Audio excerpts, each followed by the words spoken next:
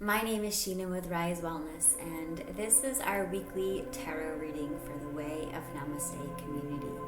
Today is August 19th, 2024. Let's go ahead and begin with a prayer.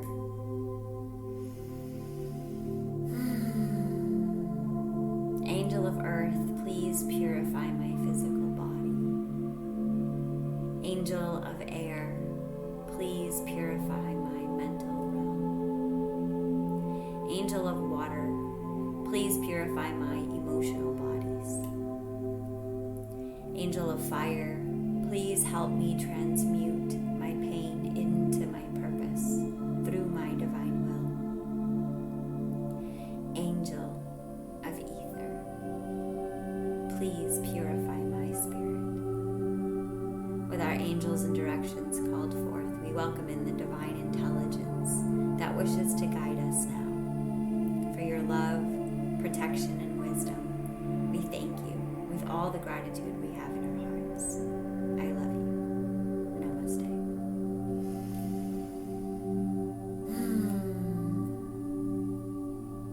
This week I am using the Heavenly Bodies Astrology deck by Ashwell, and we start at the heart of the matter with South Node, destined to release.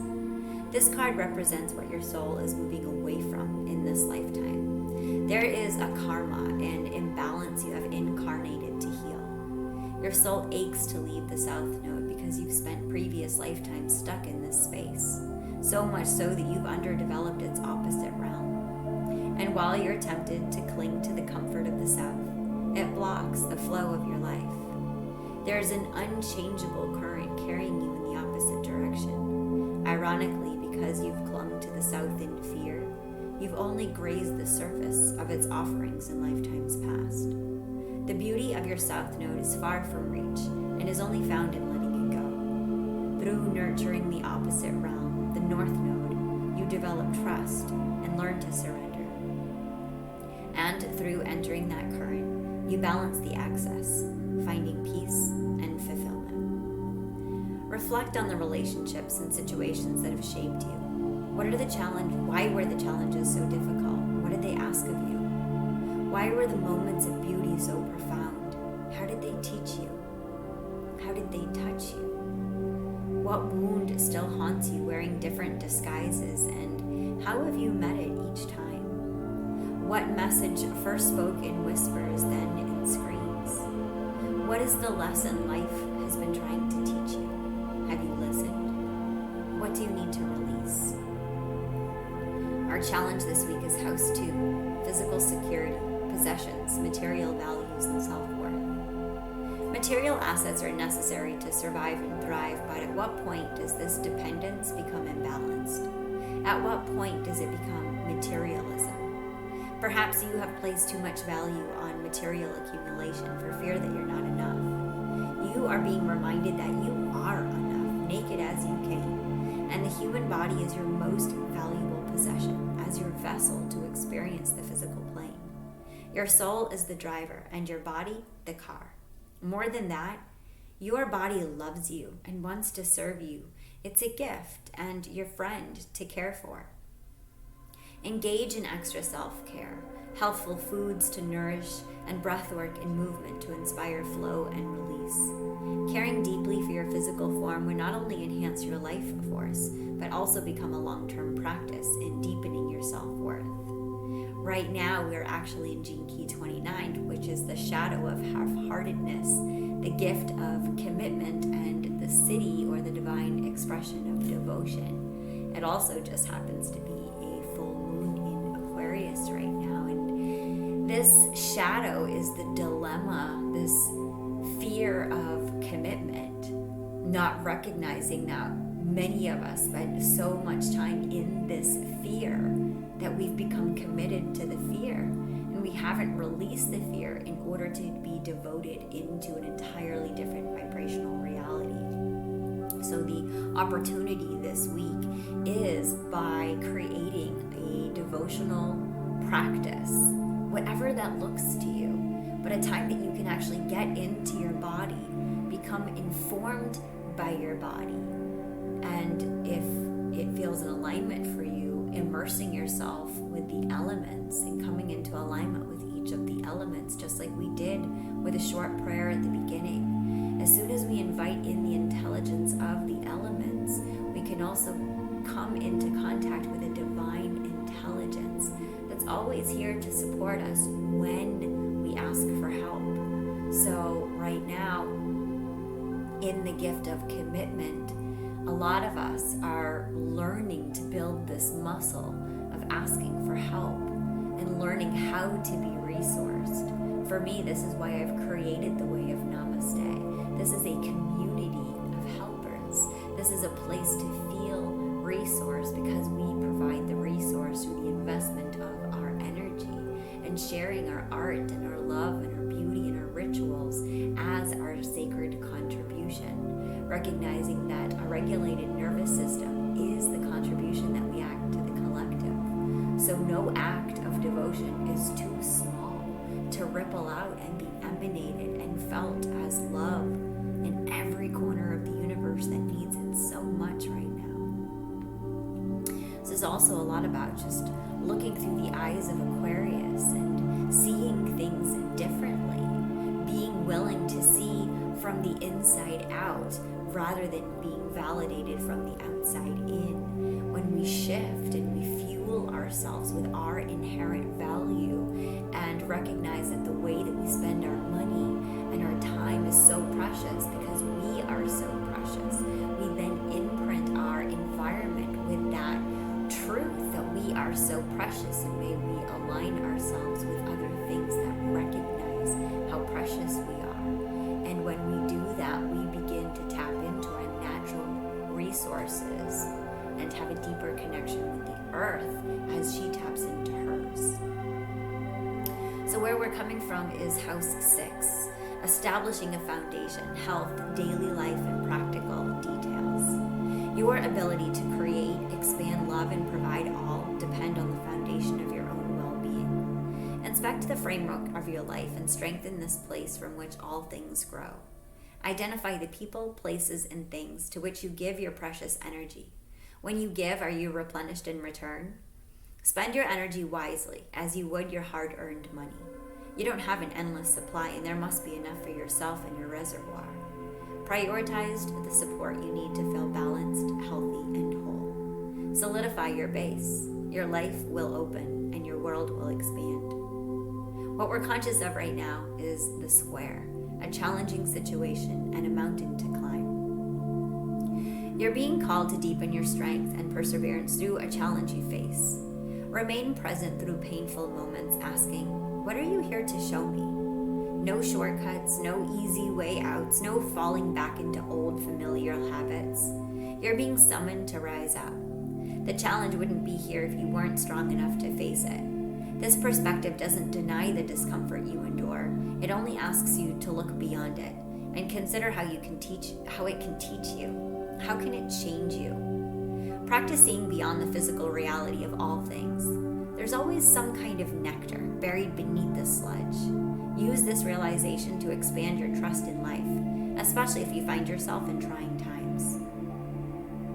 The future is house 7, profound relationships, intimacy, and romantic partnerships.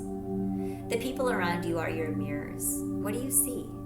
Are they themselves healthy and living with integrity? Do they treat you with kindness and respect?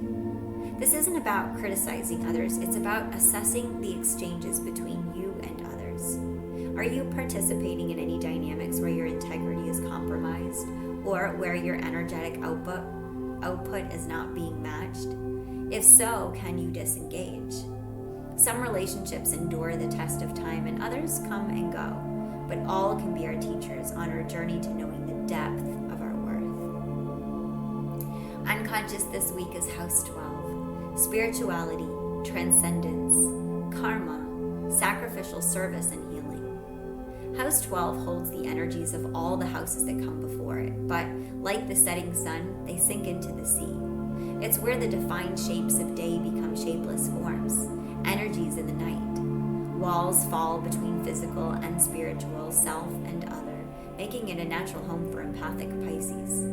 This is a space of paradox, of endings, of beginnings, where the journeying soul merges into the ethers from which it came, from which it will rise again. If looked at from the perspective of a lifespan, it's the end of physical life, but more figuratively, it's where you experience a loss of separateness and how you explore your yearning for wholeness.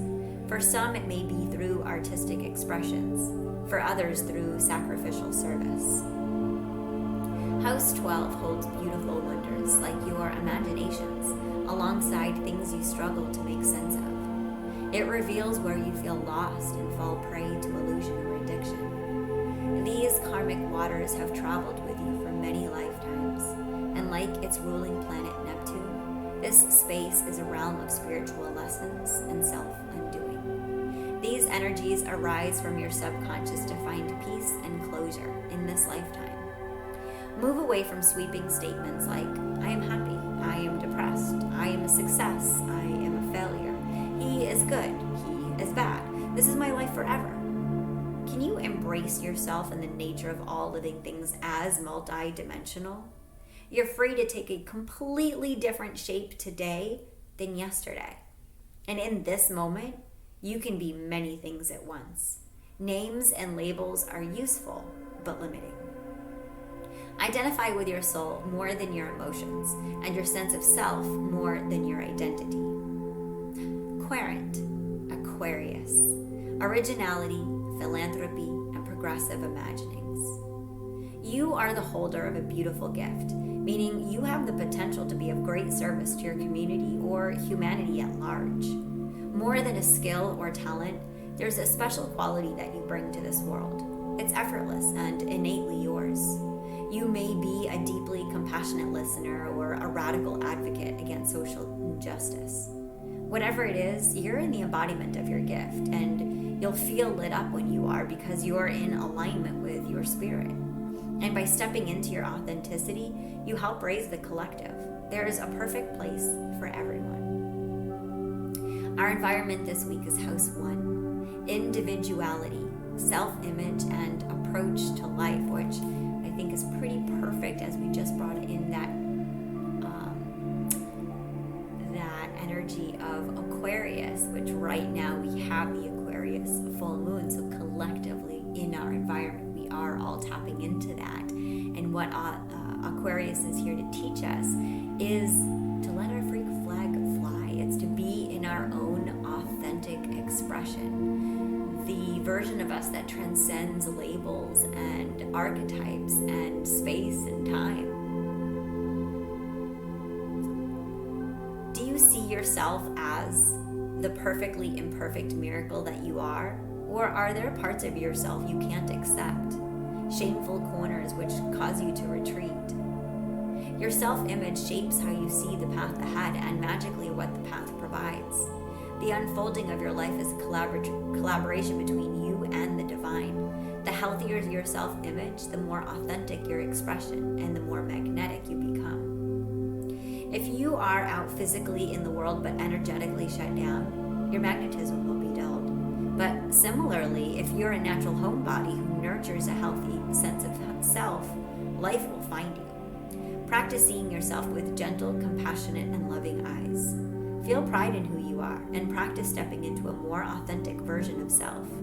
As you align with this higher vibration, you'll discover the beauty and abundance the divine has been waiting to bring you. So, during this full moon, one of the things to really remember is how everything projected outside of us is an illusion. So therefore, time is illusion. And so we're really out here just playing out the dreams that we made when we were 5 years old. There's always an opportunity to update those dreams by embodying how we want to feel and then aligning ourselves with that like vibration. So I like to create a ritual by adorning myself every day, stepping into an archetype through my outfit, because I like to tell the universe how I want to feel. So when I live my life in the embodiment of a goddess, I attract more goddess-like experiences, like a life of orgasmic bliss and organic fresh foods and freedom of time to spend life in the way that I choose.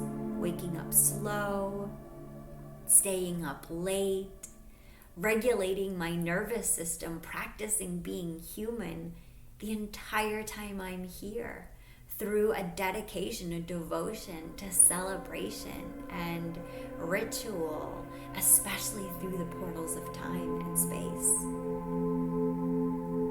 Our hopes and fears this week is Mercury. Keywords here: think, learn, network, and communicate. Lift out of your emotional body and connect with the intelligence of your rational mind. Your emotional world is a verdant and beautiful landscape. It's your greatest teacher. But every so often, hover above it and elevate your perspective.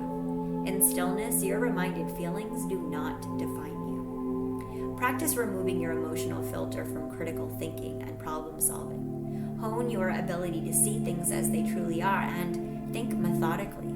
The clearer you get, the wiser your decision making, and the more open your mind for spiritual guidance, channeling, and psychic downloads. So the outcome this week is House 10, structure, discipline, life mission, accomplishments, and career. Like the top of the tree of your life, this house sits at the peak of your chart, revealing your visible achievements. If looked at from the perspective of a lifespan, it's establishing your position in society by the way of profession. More figuratively, it's your sense of mission and the apex of your goals, the place to which you eventually climb for all to see. It reveals your level of visible success and the accomplishments you're known for. It's the natural home of Capricorn, the sign committed to time-earned achievements, and is ruled by Saturn, the planet which uses tough love to prompt the manifestation of your goals. So what is life pushing you towards accomplishment? This space sits directly above House 4, your roots, your childhood home, and your sense of security. The achievement of this house grow from the nurture or hardships experienced in the house below. And as House 4 is linked to mother, House 10 is linked to father, and whoever carried authoritative energy in childhood echoed in adult life as your attitude toward structure and authority in general. Persist toward your goal with ambition, discipline, and perseverance, but don't cling too tightly to the outcome. There must always be space for growth, change, and intuition. It's where the magic grows. It's in this space of gentle hard work where your divine masculine flourishes. Build a noble structure surrounding your inner world. Let it be the scaffolding, the container for your divine feminine. This is how you manifest in the physical plane. So, this is a reason why I brought on this way of Namaste, this community, this place where we can be authentically expressing how we are being informed by the environment. No judgment, just a community of being creators in our artistic expression. And you never know when someone else is going to want to drop into a time with you and be resourced. As we've heard Ram Dass say, we're all here walking each other home. And how beautiful when we can be a sanctuary for others as we walk them home. I'm so grateful to everyone out there who continuously walks me home, and I'd love to close this reading today with a poem that was brought into my awareness through Richard Rudd in his contemplation of this gene key, and it's called Bring the Man to Me by Hafiz. A perfect man was traveling through the desert. He was stretched out around the fire one night and said to one of his close ones, "There is a slave loose, not far from us. He escaped today from a cruel master. His hands are still bound behind his back. His feet are also shackled. I can see him right now praying for God's help. Go to him. Ride to that distant hill. About 100 feet up and to the right, you will find a small cave. He is there. Do not say a single word to him. Bring the man to me. God requests that I personally untie his body and press my lips to his wounds. The disciple mounts his horse and within 2 hours arrives at the small mountain cave. The slave sees him coming. The slave looks frightened. The disciple, on orders not to speak, gestures towards the sky, pantomiming. God saw you in prayer.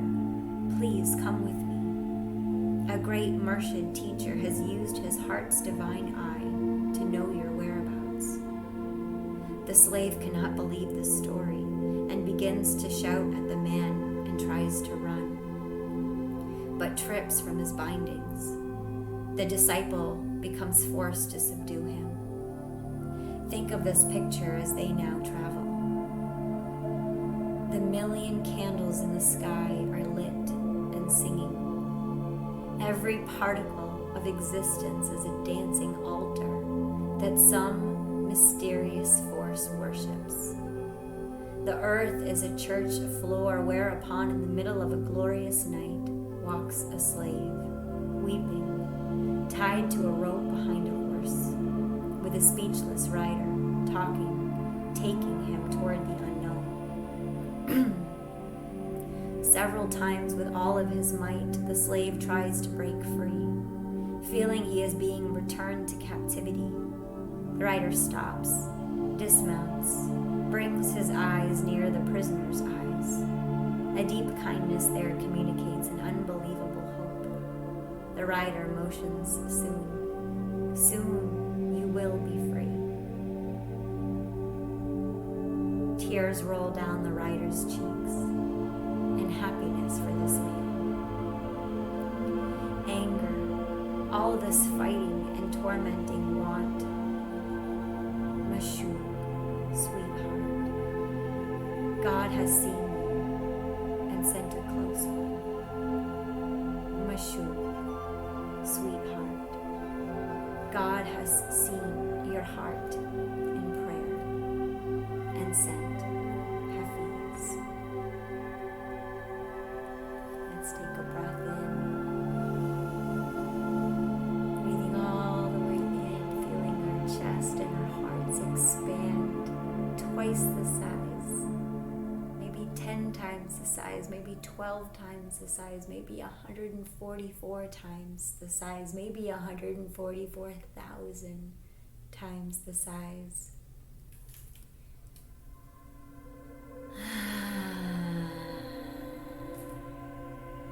And deeply inhaling, maybe letting something soften.